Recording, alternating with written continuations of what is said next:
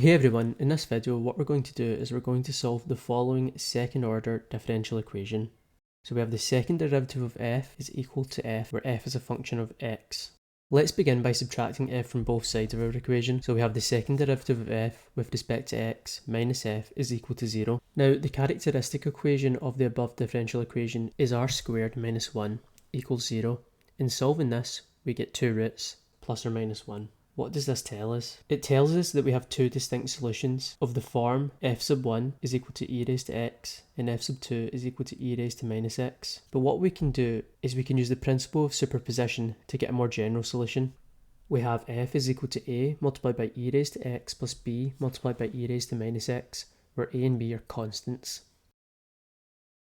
Now let's just double check that f actually satisfies our differential equation. We can do this by considering the derivatives of f and plugging them into our differential equation. Now if we plug in the above expressions for the derivatives of f, it is clear that f satisfies our differential equation. So we get our final answer is f equal to a multiplied by e raised to x plus b multiplied by e raised to minus x. Thank you very much for watching. If you have any questions or problems you'd like to see get solved in future videos, let me know in the comment section below. I hope you have a great day.